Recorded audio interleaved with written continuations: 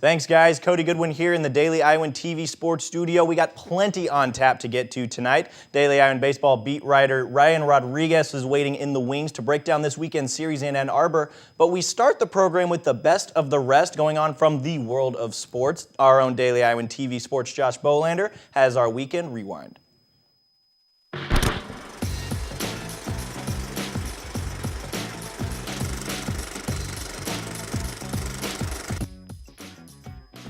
The University of Florida and Wisconsin are the first two teams to lock down a spot in college basketball's promised land. The Badgers and Gators cutting down the nets in their regions, with wins over Arizona and upstart Dayton, respectively.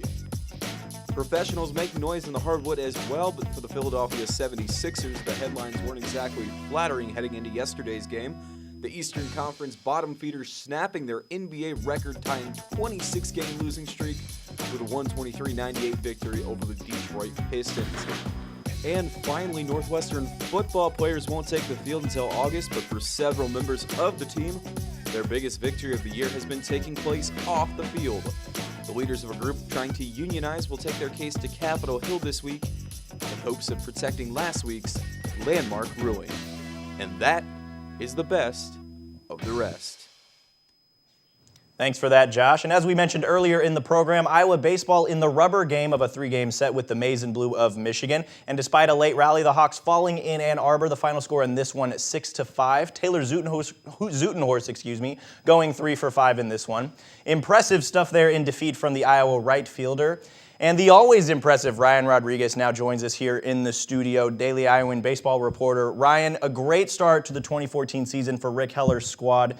And just what they had a little hiccup, it seems, over the last few games. Just what has gone wrong, and is it a reason for concern? Well, this has really been the first part of their first Big Ten test in the schedule. So they obviously had a great preseason, played some great teams down south, but now they're really starting to get into the thick of things in their toughest competition. So it should be interesting to see how they handle the the increased talent. Indeed. Rick Heller off to the hottest start since near in the 40s and the 80s, really, if you go back that far enough. Still very early in the season, though, Ryan. So for the viewers out there who may not be all that familiar with this team, what can you tell them, the strengths, the weaknesses, just a quick little update? Well, honestly, they're a pretty strong team start to finish. They've been smacking the cover off the ball all season. They lead the Big Ten in just about every offensive category imaginable.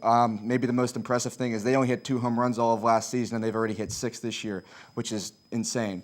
And they have great pitching, they have great depth, great middle infield. Honestly, top to bottom, they have a very talented roster. They should make a run. Very impressive start to the season. And before we let you go here, Ryan, what is coming up on the schedule, and when's the next time we can see them at home? The Hawkeyes travel Wednesday to Bradley as a rematch of their midseason week game last week, and then they are at home for a 3-game homestand against Indiana this weekend. The always impressive Ryan Rodriguez, thank you so much for joining us, Ryan. And it's always nice to have you stop by, and be sure to come back for the sports studio throughout the week as we continue with another week of Black and Gold athletics. But for now, I'll send it back to you two at the desk.